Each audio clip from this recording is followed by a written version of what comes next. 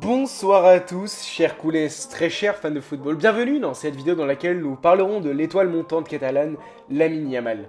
L'année 2007, une année dans laquelle Marcelo Gallardo signe au PSG, une période ayant vu David Beckham signer au LA Galaxy, le club dans lequel il sera payé 250 millions de dollars, faisant de lui à l'époque le sportif le mieux payé des États-Unis.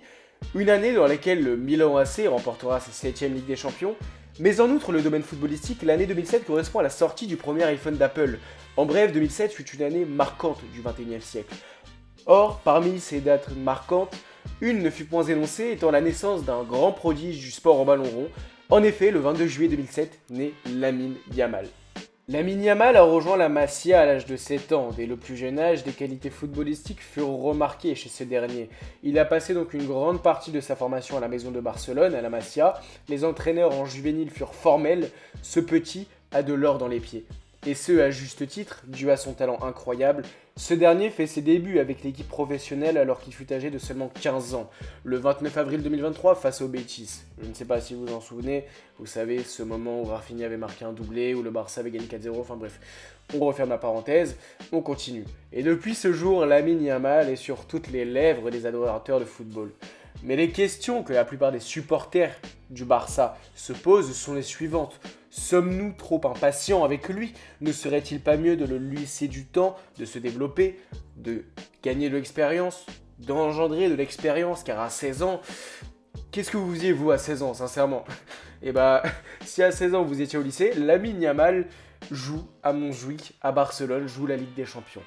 Donc, la plupart des supporters ont peur. La plupart des supporters pensent qu'il faut lui laisser du temps. Mais le réel problème, chers auditeurs, chères auditrices, est le suivant. Pourquoi discuter de sa situation? Les jeunes sont censés être bien gérés au Barça. Et vu l'effectif, ils ne sont pas censés être surexposés. Or là est tout le problème, l'effectif actuel n'est pas au niveau, et ce manque de niveau est la conséquence directe de la surexposition de Lamine Yamal. Et malheureusement le Barça est contraint de le faire jouer de manière très récurrente. Et puis n'oublions pas que ce dernier est un attaquant droit, et le seul attaquant droit de métier dans l'effectif est Rafinha. Or il se trouve malheureusement que le Brésilien se blesse très souvent, il est très irrégulier dans ses performances. Donc malheureusement le Barça n'a pas le choix de faire jouer de Lamine Yamal. Puis nous l'avons vu très récemment face à Granada à Montjuïc, match dans lequel le Barça fait match nul. Lamine est en réalité la pierre angulaire de l'attaque. Sans Lamine, l'animation offensive est détruite. Elle ne ressemble à rien. En bref, un vestiaire ayant lâché son coach, étant lui-même peu inspiré tactiquement, font que Lamine Yamal, âgé de 16 ans, né en 2007, porte l'équipe du FC Barcelone à lui tout seul. Cette surexposition, comme il est dit précédemment, est due au mauvais rendement de l'effectif.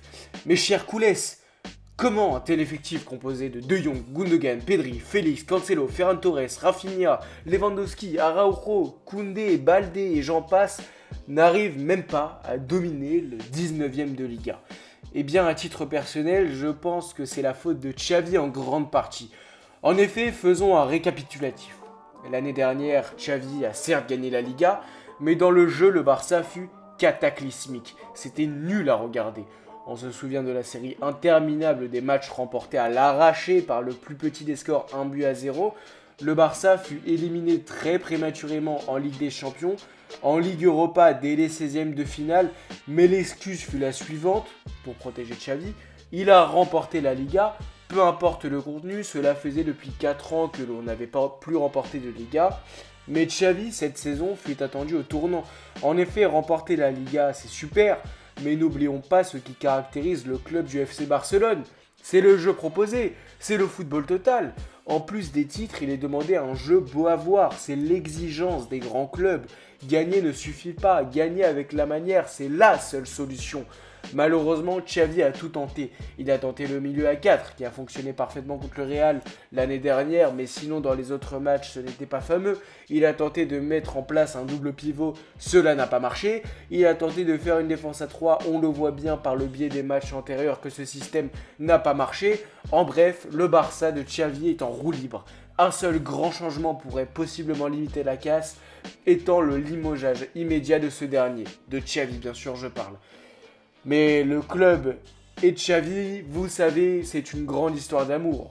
Xavi fut un grand joueur du Barça, Il fut une légende en tant que joueur, donc malheureusement, afin de ne pas entacher sa légende, je pense pas que le Barça le limogera en milieu de saison. Mais je pense qu'il est nécessaire de donner une nouvelle dynamique à l'équipe, un nouveau souffle, car on voit bien que le 11 catalan est arrivé à bout de souffle. Les joueurs ont lâché leur coach, ils ne lui font plus confiance, donc quel intérêt de le garder encore? Pour se prendre une énième humiliation en Ligue des Champions, ou possiblement finir 5ème et ne pas voir l'Europe la saison prochaine, la seule solution, selon moi, pour que l'équipe se réveille, est d'insuffler un nouveau souffle. Et comment l'insuffler?